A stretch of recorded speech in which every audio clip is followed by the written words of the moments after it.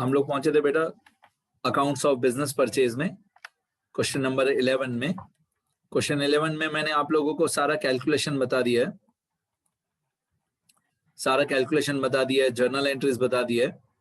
अब मैं इसी क्वेश्चन में बैलेंस शीट बता देता हूँ, न्यू कंपनी की बैलेंस शीट। वो पूछी हुई नहीं है, यहाँ पे लिखा है पास necessary journal entry in the books of the company from the about transactions.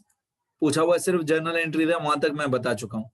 लेकिन पहले क्वेश्चन में मैंने न्यू बैलेंस शीट बताई थी, इस क्वेश्चन में भी मैं न्यू बैलेंस शीट बता देता हूं, बस फिर ये चैप्टर हमारा कंप्लीट हो जाएगा। तो जब हम लोग न्यू बैलेंस शीट बनाते हैं, न्यू कंपनी की न्यू बैलेंस शीट बनाते हैं, तब कोई भी कैलकुलेशन हमारे काम की नहीं है। हम लोग सिर्फ जर्नल एंट्रीज देखते हैं, ये वाली सिर्फ जर्नल एंट्रीज हम लोग देखते हैं और बैलेंस शीट बनाते जाते हैं। अब ये सन्ड्री एसेट्स 99,000 डेबिट हुआ, डेबिट मतलब एसेट। तो मैंने बहुत बार बताया आप लोगों को न्यू बैलेंस शीट बनाने के रूल्स। तो सन्ड्री एसेट्स 99,000 डेबिट हुआ, डेबिट मतलब एसेट। तो ये मैंने न्यू बैलेंस शीट का ब्लैंक फॉर्मेट बना लिया। मैं एक बार रूल्स बता देता हूं, मैंने पहले एक दो बार बताया है। Rules for preparing new balance sheet, rules for preparing new balance sheet. एक तो सबसे पहले कि new balance sheet is prepared, new balance sheet is prepared only from journal entries. New balance sheet सिर्फ जर्नल एंट्रीज में ही बनानी है। जो भी एसेट्स में दिया हुआ है, एसेट्स जो होते हैं सारे वो डेबिट साइड पे प्लस होते हैं और क्रेडिट साइड पे माइनस होते हैं। लायबिलिटीज में उल्टा, जो भी सारी लायबिलिटीज होती है वो क्रेडिट में प्लस होती है, लायबिलिटीज सारी क्रेडिट में प्लस होती है और डेबिट में माइनस होती है।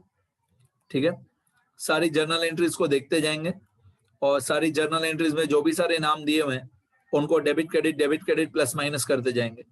जैसे सबसे पहली एंट्री में सन्ड्री एसेट्स दिया हुआ है, पहले balance sheet of Payal limited as on 31/3/16, ऐसा सबसे पहले फॉर्मेट बना लेना। सबसे पहले होता है इक्विटी एंड लायबिलिटी साइड, ये लायबिलिटी साइड है।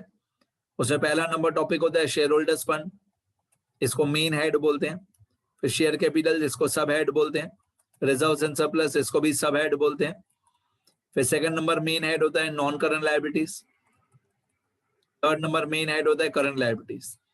तो share holders fund, non current liabilities, current liabilities, ये तीन मेन हेड लिखना लायबिलिटी साइड पे। फिर लायबिलिटी साइड का टोटल, फिर एसेट साइड शुरू होगा।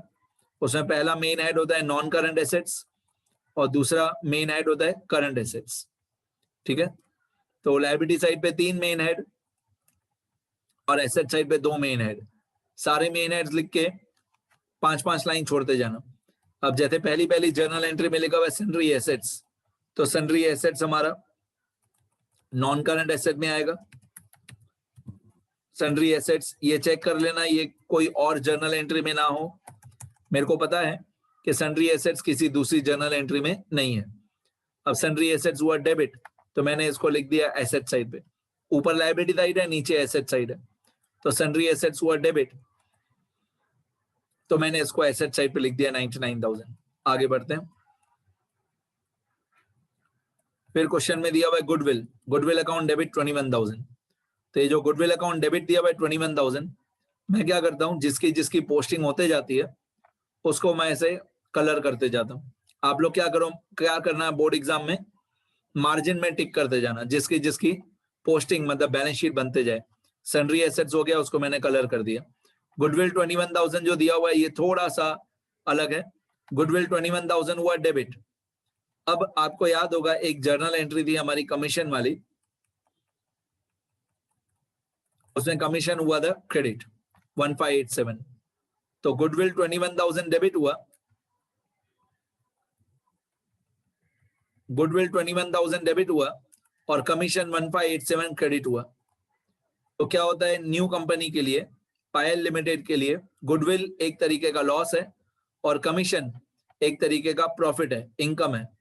तो इसको कैसे रिकॉर्ड करते हैं, न्यू बैलेंस शीट में एसेट साइड पे नॉन करंट एसेट्स में गुडविल लिखेंगे, पहले गुडविल इनर कॉलम में लिखेंगे 21,000, उसके नीचे लिख देंगे लेस कमीशन, क्योंकि कमीशन क्रेडिट हुआ इसलिए क्रेडिट वाला हो जाएगा एसेट साइड से माइनस 1587। तो हम लोग क्या करेंगे, 21,000 में से 1587 माइनस कर देंगे, ये 21,000 माइनस 1587, तो आउटर कॉलम में आएगा 19413। ठीक है, तो अगर कभी आपको गुडविल और कमीशन जो कि लगभग हर सम में साथ में ही दिए हुए होते हैं, तो अगर गुडविल और कमीशन दोनों दिए हुए हैं तो गुडविल होता है डेबिट, मतलब एसेट साइड पे ऐड, और कमीशन होता है क्रेडिट, मतलब एसेट साइड पे लेस माइनस। तो गुडविल में से कमीशन हमेशा माइनस करके बाकी जितना बचा वो आउटर कॉलम में लिखेंगे 19413 आगे, और जो जो होते जाए उसको मेरे जैसे टिक कर दे जाना कि कमीशन की पोस्टिंग न्यू बैलेंस शीट में हो गई, ये गुडविल की पोस्टिंग भी हो गई। इसके बाद है इन्वेस्टमेंट्स 33,000, इससे रिलेटेड कोई और अमाउंट नहीं है। अब इन्वेस्टमेंट्स 33,000 ये डेबिट मतलब एसेट, तो इन्वेस्टमेंट्स 33,000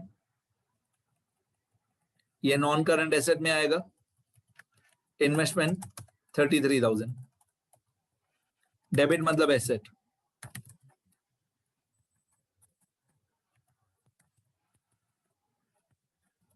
इन्वेस्टमेंट 33,000 आगे, ऐसे हर एक जर्नल एंट्री हमको चेक करनी पड़ेगी।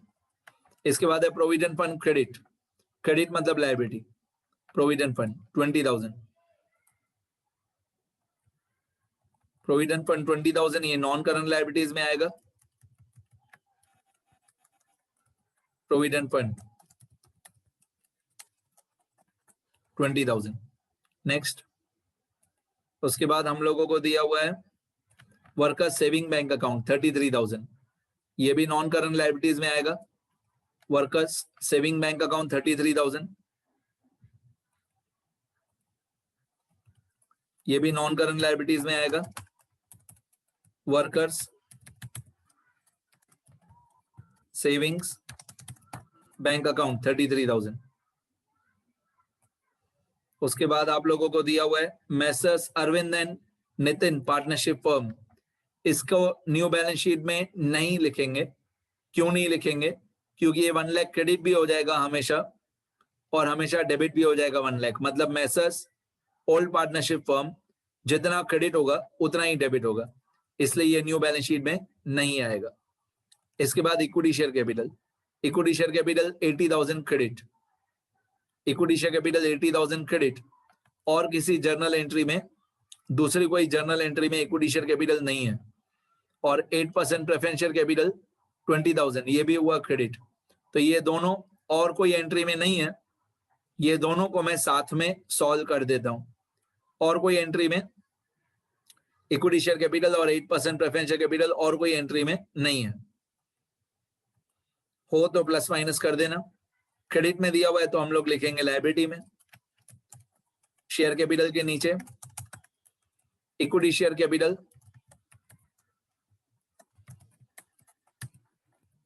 80,000, 8%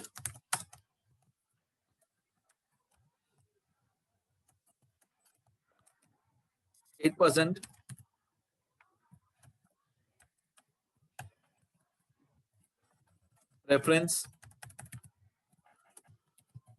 शेयर कैपिटल, ये भी लायबिलिटी साइड पे, दोनों क्रेडिट मतलब दोनों लायबिलिटी, शेयर कैपिटल के नीचे आएंगे दोनों।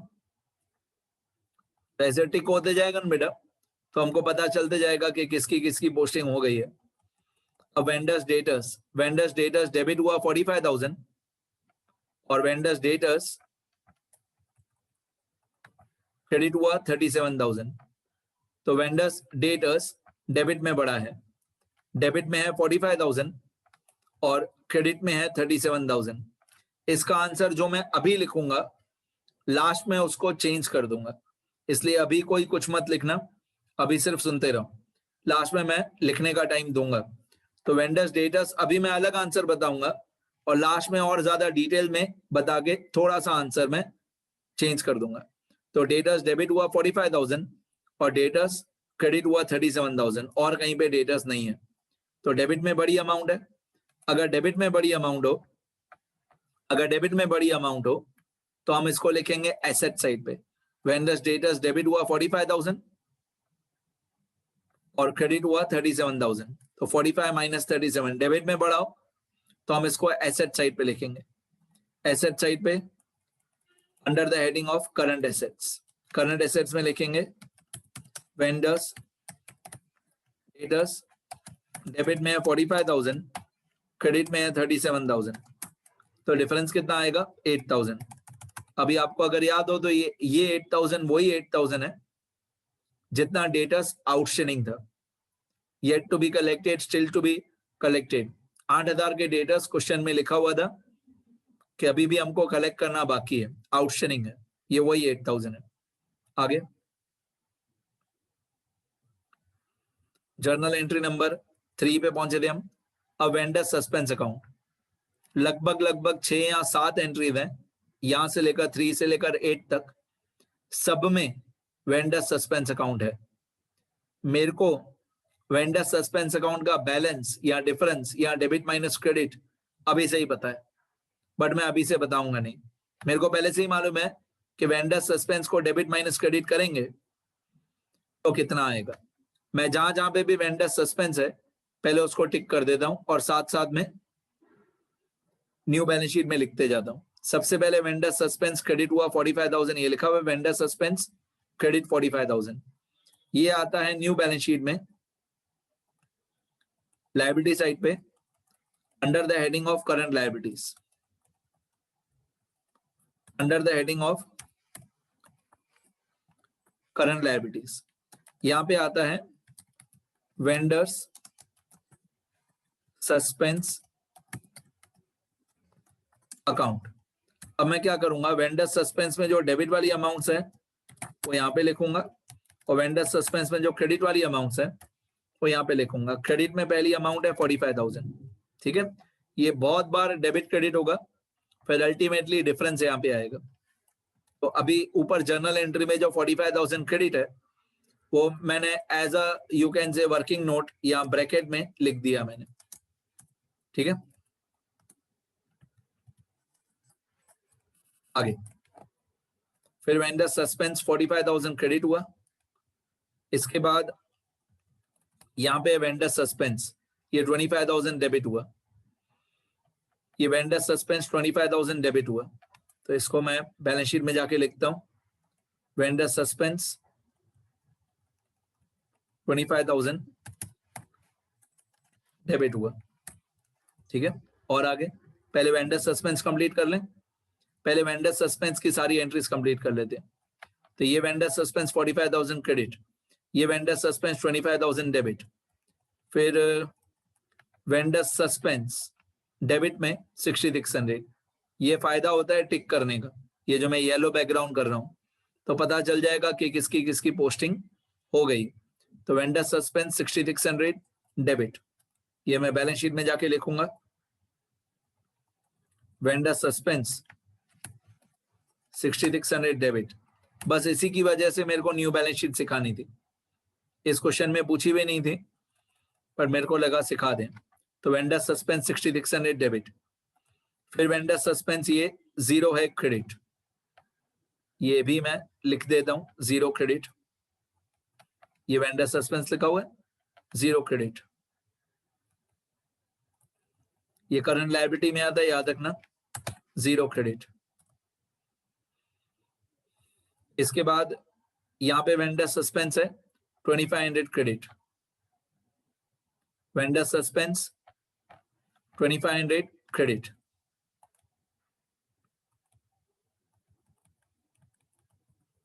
ये वेंडर सस्पेंस 2500 क्रेडिट हुआ। आगे फिर इसके बाद वेंडर सस्पेंस है 1587 डेबिट, मैंने बोला था सारी एंट्रीज में वेंडर सस्पेंस है, 1587 डेबिट हुआ। तो वेंडर सस्पेंस 1587 डेबिट हुआ। आगे फिर वेंडर सस्पेंस 6313 डेबिट हुआ। ये लिखा हुआ वेंडर सस्पेंस, ये डेबिट हुआ 6313 वेंडर सस्पेंस 6313।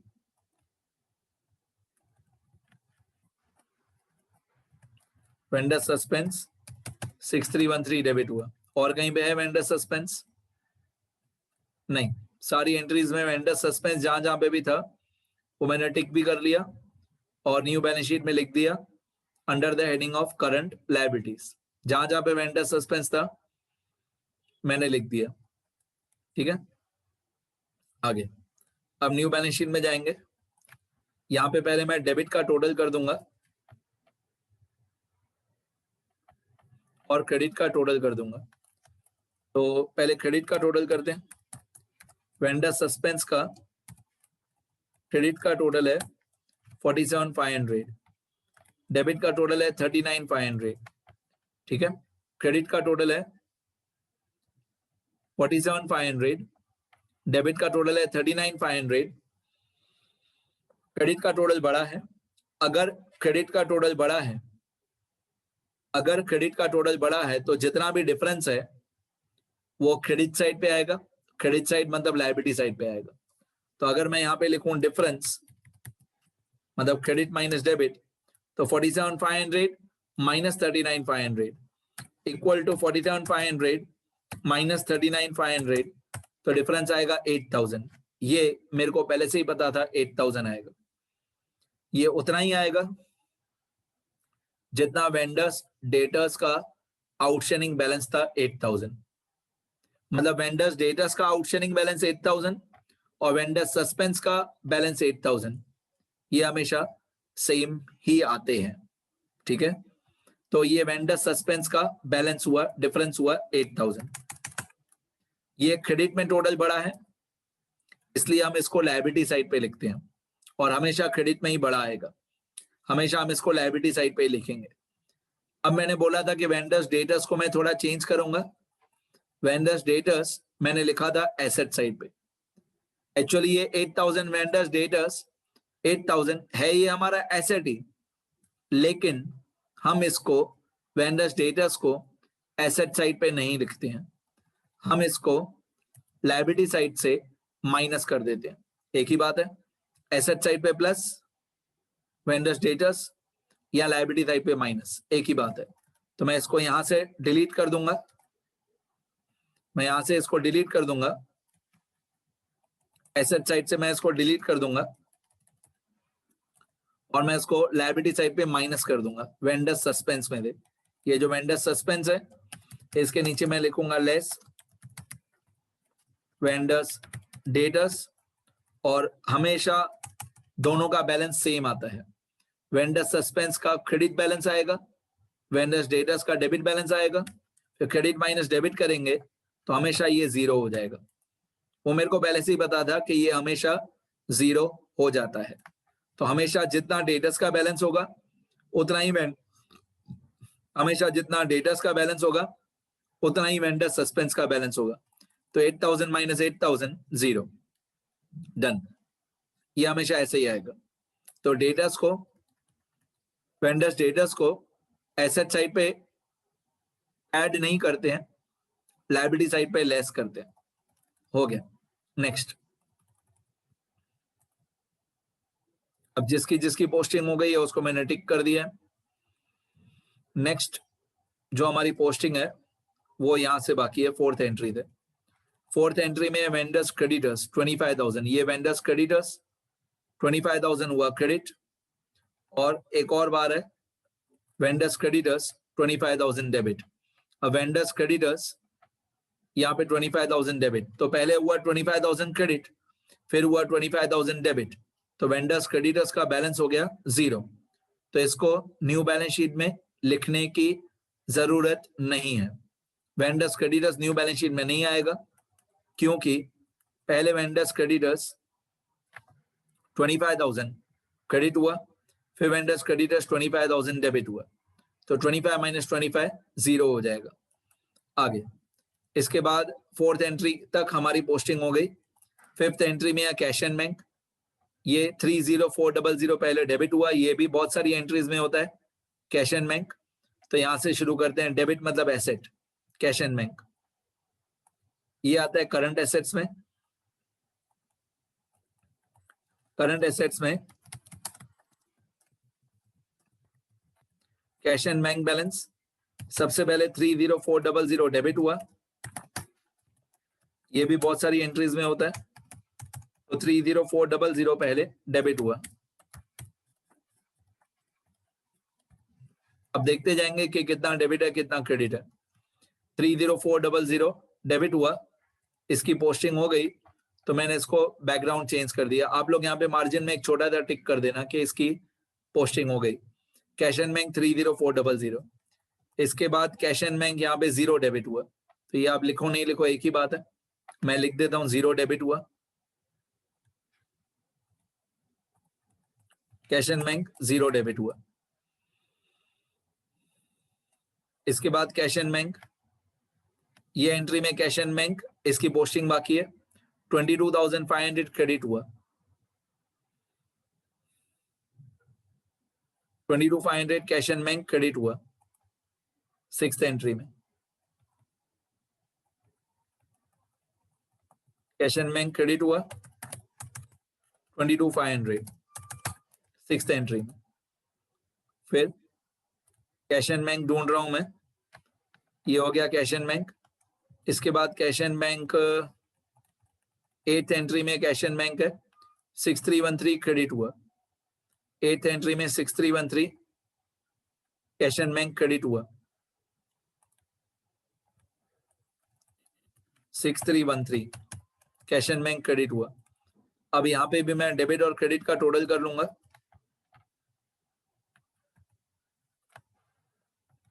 तो क्रेडिट का टोटल होता है 22,500 और 6313, तो क्रेडिट का टोटल होता है 28813 और डेबिट का टोटल होता है 30,400। अब क्योंकि ये डेबिट में टोटल बड़ा है, तो जितना भी डिफरेंस आएगा वो डेबिट साइड पे आएगा, मतलब एसेट साइड पे आएगा। Difference equal to 30400 minus 28813, 30400 minus 28813, तो डिफरेंस आया 1587। क्योंकि ये डेबिट में टोटल ज्यादा है, डेबिट का टोटल ज्यादा है, इसलिए ये एसेट साइड पे आएगा 1587। अब मैं ये चेक करूंगा जाके ऊपर जर्नल एंट्री में कि किसकी किसकी पोस्टिंग रह गई। ये कैश एंड बैंक हो गया 6313। अब मैंने सबको येलो बैकग्राउंड कर दिया, मैं चेक करूंगा कि कोई पोस्टिंग रह तो नहीं गई।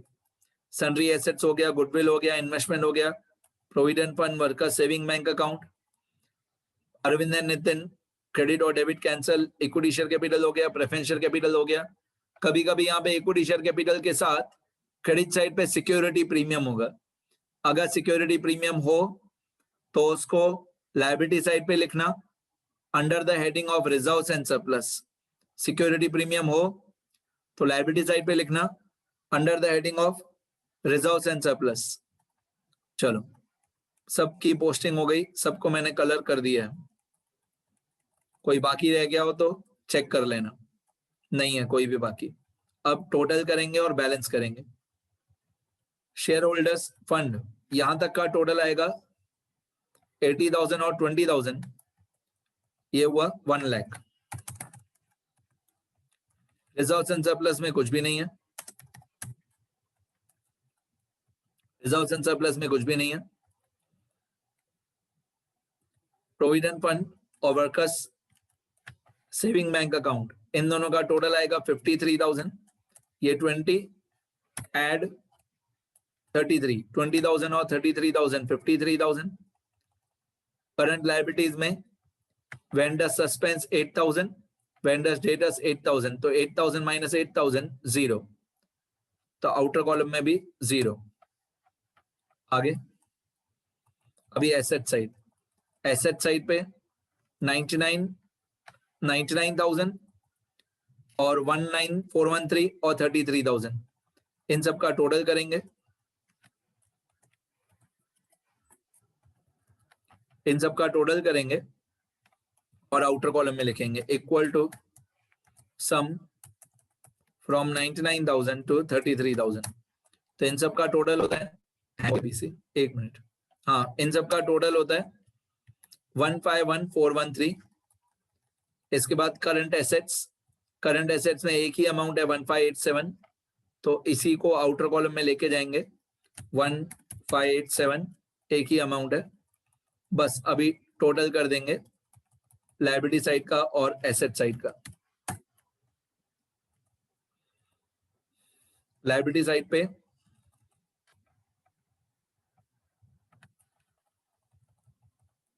एक 1 लाख है, एक 53,000 है और एक 0 है, तो ऑब्वियसली टोटल आएगा 1,53,000। तो लायबिलिटी साइड का टोटल 1,53,000।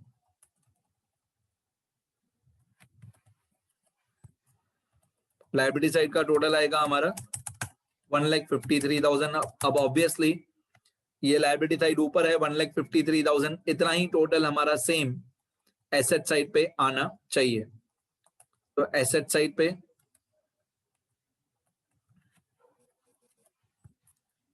एक है 151,413, एक है 1,587, बस दो ही अमाउंट है, और इन दोनों का टोटल भी 1,53,000 आ रहा है। इन दोनों का टोटल भी 1,53,000 आ रहा है। ठीक है, तो जितना लायबिलिटी का टोटल है 1,53,000, उतना ही एसेट का टोटल है 1,53,000। तो मेरे को बैलेंस शीट सिखानी थी, कंप्लीट हो गई। मेरे को वेंडर्स डेटर्स और वेंडर्स क्रेडिटर्स के साथ बैलेंस शीट सिखानी थी, तो वो हो गया हमारा। ठीक है, अभी मैं एक बार स्क्रॉल कर देता हूं ऊपर नीचे, जहां से आज दिखाया, आज मैंने यहां से दिखाया बैलेंस शीट से लेकर, ये लिख लेना अच्छी तरह।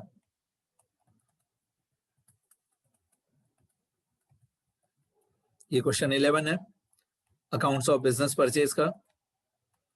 ये कल कैलकुलेशन बताई थी, नेट एसेट, पीसी, गुडविल वाला स्टेप नहीं था। ये वेंडर्स डेटर्स, वेंडर्स क्रेडिटर्स की कैलकुलेशन, कमीशन की कैलकुलेशन, फाइनल सेटलमेंट की कैलकुलेशन, जर्नल एंट्रीज बताई थी कल।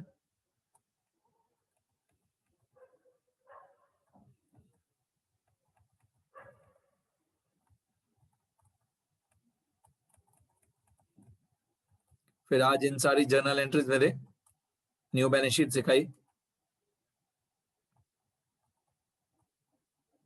यहाँ पे पॉज करके लिखते रहना, फिर ये पॉज करके लिखो, फिर ये एसेट साइड लिखो, डन। और जो रूल्स मैंने आपको लिखा है, ये रूल्स पहले भी बताए मैंने। ठीक है, लिखना शुरू करो बेटा, लिखते रहो।